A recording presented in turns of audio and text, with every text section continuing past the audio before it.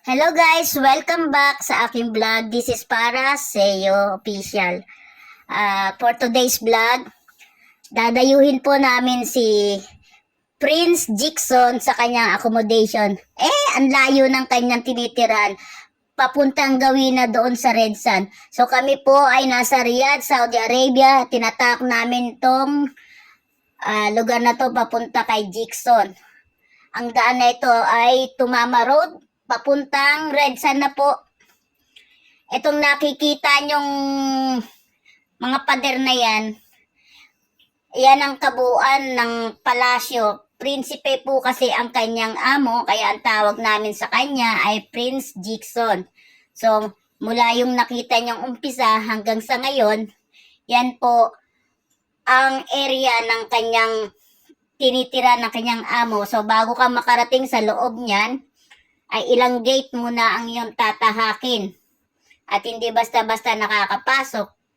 So kami naman ay nakahingi ng permiso sa kanyang employer at pumayag na dayuhin siya. Kasi magbabakasyon po siya sa Pinas. So nagdesisyon ang tropa na magbigay ng kaunting salo-salo. So magluluto po ako dyan. Makikita nyo ang ginataang alimasag na may sugpo, may sitaw at kalabasa. Pero bago yan, pumasok muna tayo sa loob ng palasyo ni Prince Jackson. So what's up? Hanggang sa makarating tayo sa loob. Standby lang po.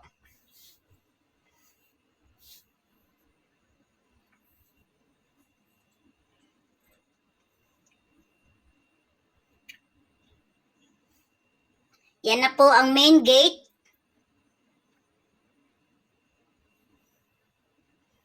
At kami papasok na sa loob. Kung sino mang prinsipe yan na hindi namin kilala kasi confidential.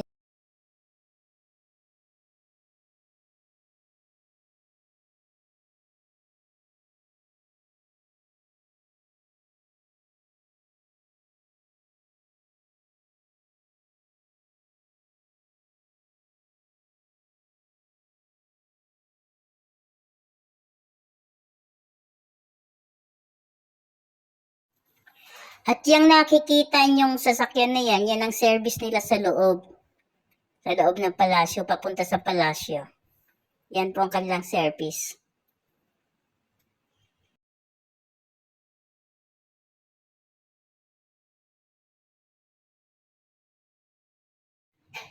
O, nariyan pa pala kayo.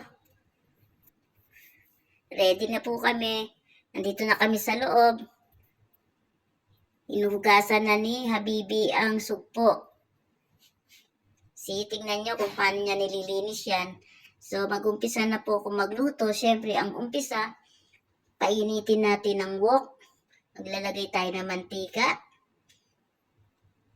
Magigisa tayo ng luya, bawang, sibuyas, at kamatis. Siyempre, ang mga rikado niyan, dahon ng laurel, pamintang durog, asin, gata, sili, at syempre, meron tayong pampasarap dyan. So, una po yan, gisa-gisa muna ng luya, bawang, sibuyas. Lulutuin nyo mabuti yung sibuyas para maamoy nyo yung bango, yung aroma ng sibuyas at yung lasa talagang lalabas.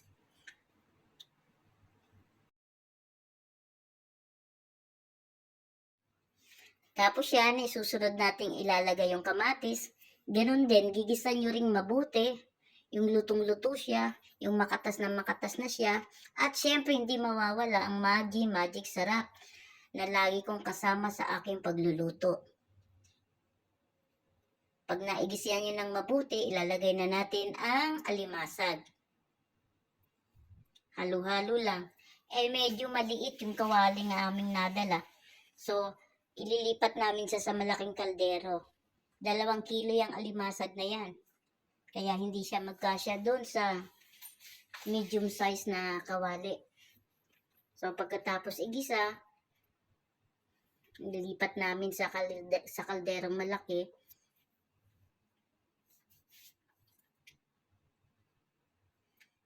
At nagisa rin kami ng sugpo. Konting halo-halo lang. Nung malapit ng maluto yung sugpo, sinama namin siya doon sa alimasag. Siyempre nga, maliit kasi ang kawali, hindi kasya. Yung kalimasag namin ay 2 kilo, yung sugpo ay 1 kilo. Ang kawaling nadala ay maliit, kaya inilipat namin sa malaking kaldero. So, ganun lang, gisa-gisa lang. Pagkatapos niyan, isusunod naman natin ang gulay. Sitaw, kalabasa, at saka wala nang iba. Sitaw at kalabasa lang po. Kaunting halo-halo at isusunod natin ang gata ng nyog. So, yan talaga ang pampalasa niyan, pampasarap niyan, ang gata ng nyog. The best yan. So, nilagyan din natin ng sili para maglaban yung anghang. Tapos, may konting suka. Ang suka ay panglaban din sa... Basta, pag ako'y nagluto ng may gata, lalagyan ko ng konting suka. Isang tip yan para hindi madaling mapanis yung may gata o yung may mga kamatis na lutuin. So, tatakpan lang muna natin sandali. Ang mga ilang minuto, yan, luto na siya. Dahil biglaan lang ang aming lakad na ito, wala masyadong preparation, pero at least, nagawa namin. Minsan yung mga lakad na biglaan, yun ang madaling nagagawa na isasakutuparan.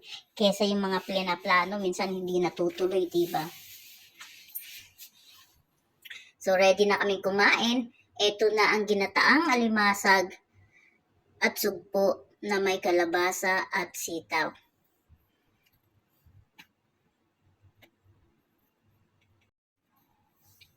So, ngayon, ready na kaming kumain. Ganun lang, simple lang. Hindi mo kailangan gumastos ng malaki. Dito naman ay nag-ambag-ambag din ng tropa para makahirong kaming ipamalengke. Pagkatapos, sama-sama kaming kumain. Bali ito ay tanghalian namin bago umalis si Jigson dahil ang flight niya ay mamayang hapon. So, tara let's tikman natin ang ginataang sitaw, kalabasa na may sugpo at alibasag. Yummy, yummy po yan. Guys, thank you for watching.